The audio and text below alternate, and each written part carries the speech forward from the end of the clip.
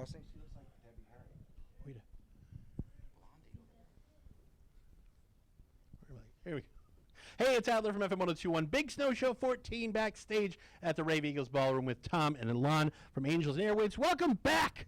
It's been forever. It has been a very long time. It's been very long. We did play here with Angels and Airwaves on the second album, probably on the first one too, but it's been since the second album, which would have been like, gosh, that probably is a decade ago or something. 08 or 09, I think, Yeah, right? something I like remember that. seeing the 06 one. Yeah. It's weird, but I want to start this out by giving you guys a gift, Uh-oh. which is bizarre. For What both is of you. this? Oh, astronaut food. Astronaut ice cream Very nice. Whoa. for your love of space. Have you ever tried this? Because I have not. It's good. It's just freeze-dried kind of. But it is sugary? Yeah. There yeah. are sugars. Which, All right. but worth it. But I will say this, in the catering room that you guys were so nice to give us today, there were Snickers I ice know. cream bars. I had some. is they're that your so is that good. your go-to? There it is. Even more. You see, Twix is my go-to candy bar. The ice. Oh, okay. But ice cream, Ice cream at Snickers. it's crazy good, So isn't it? good. It's one of the better handheld ice creams. It is. I think. Handheld. Yeah. The first two songs out of it. The album. Do we have an album title? How? We have something precise brewing, is- but we haven't announced anything yet. Okay. And so we will not be doing that here. No announcements on that. But we do. But yes. That's all right. And we've got probably half of the record laid out. A lot of it, the demo process is a little bit different now. It used to like kind of, before computers were in the studio, you'd go and kind of write the songs with the guys, and you go in and you factory line it through the studio because studios are expensive. Now, the computer is so much it's used in the writing process, so you don't really just lay out songs like beginning and end necessarily. produce it and write it almost at the same You time. do it all at the same time. Exactly. Yeah. Yeah. So it's hard to say we have all the songs demoed. It doesn't really work that way. We're arranging all the songs, and then once we're done with those arrangements, then we'll start replacing certain things with better sounds. But that's a little bit quicker process. So far, you have Rebel Girl and Kiss and Tell, which are.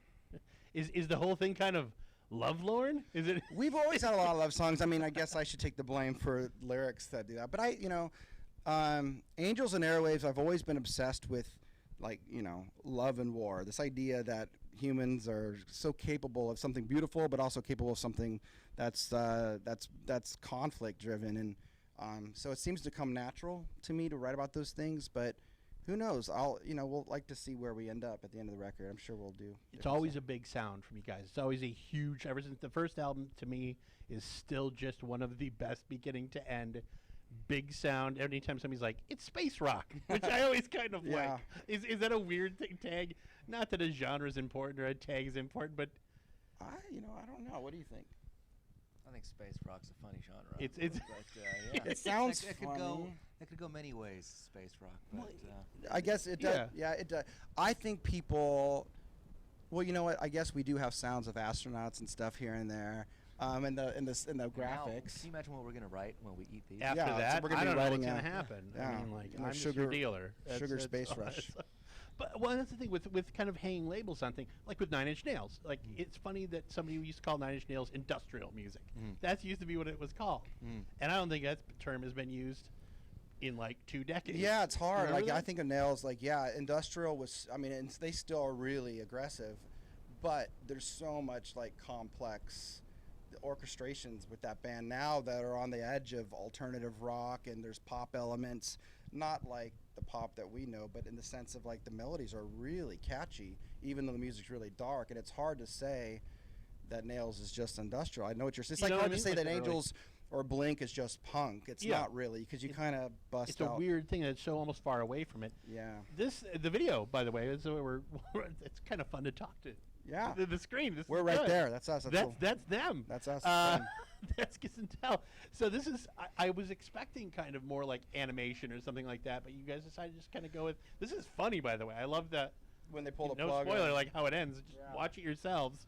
Well, what's really funny is this band, I think, has a lot more humor in it than people, like more what people would expect Blink was like, that we were joking all the time and joking on stage and this and that.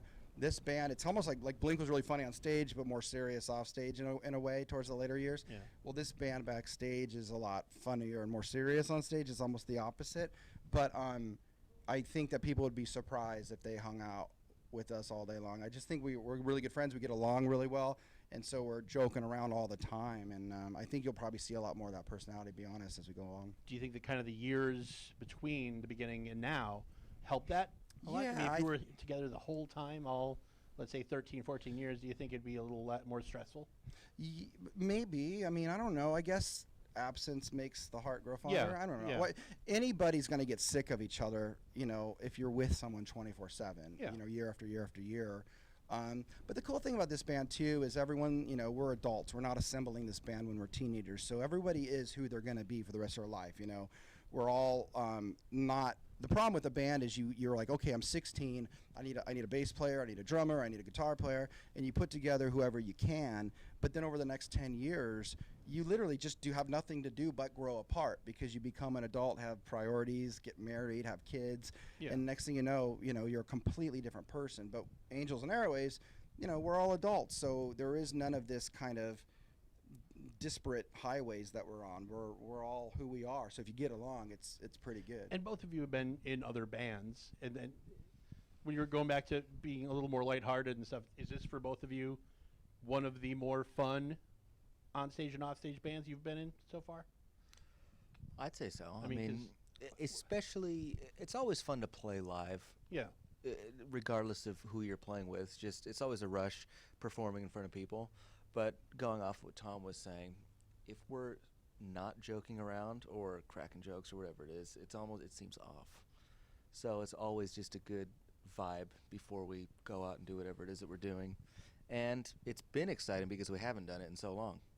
So it has an element of freshness to it, which is nice. You have, what, all of January you're touring well? And then Not all of it, but there part of are it? a Okay. bunch of dates in January, and the big priority is to slam dunk the rest of this record before spring hits, so we can plan that how Okay. it comes out and all that kind of jazz. So Alon and I are going to be really busy with the tour and with finishing up the record, and but I'm really looking forward to it because I for myself, I think this is going to be one of the, if not the best, one of the top couple records I've ever done in my life. And I've done a lot of albums, and he's always pushing me musically to do different things and to experiment and to learn, and I'm always pushing him to be in my arms more, take off his shirt, cuddle up with me. So there's things that we both really. the soft part of your That's why it Yeah. takes so long for us to get an album done. It takes so long. Yeah. It's mostly the snuggling and spooning Yeah. that takes. It's not the And production. we really kicked it up in Milwaukee because it's freezing. Yeah. And you have to, It's just body heat. Hold it's you not, closer. It's just that's all it is. I need answers. Yeah. Yes, exactly.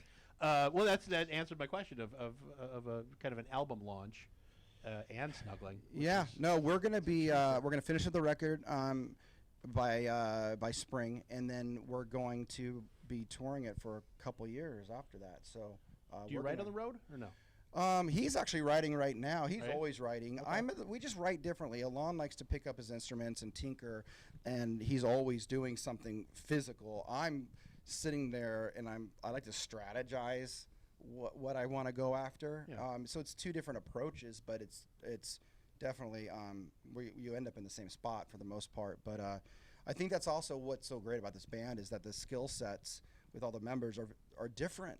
So it's not like everybody is trying to do the exact same thing. I think everyone brings something to the table in a different way. So it's exciting because the stuff Alon does I can't do. So it's really helpful when I have something in my head, as long as I can somewhat try to get it out. Because a lot of times I say shit in like a really weird way, and he has no clue what I'm talking about.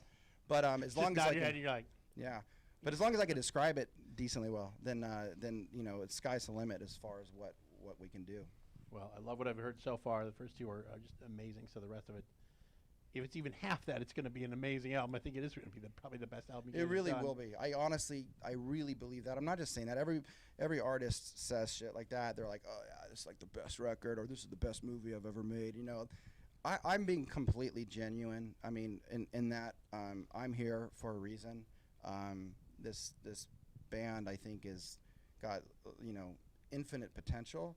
But the cool thing is that we're not pigeonholed into any one specific kind of style. We do like things that have an edge. We do like things that have some speed to it and some energy to it. But we've done so many different types of things that people really support us, being experimental. So I think people are going to be really pleasantly surprised.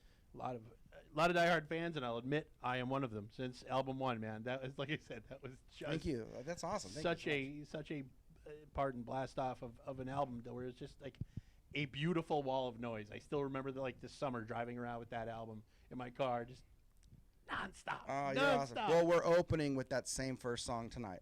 Beautiful. Wow, look at that. Got some inside information. Thank you, guys. Yeah. Appreciate it. Thank you. Thanks. Enjoy your time. We will. Perfect. All right. Thanks, guys. Hey, thank you That so was the much, best. man. Thanks, for the guys. nice words. Yeah. And yes, I will eat this shit. Do it, Tiz. Try it. Does this mean I'm as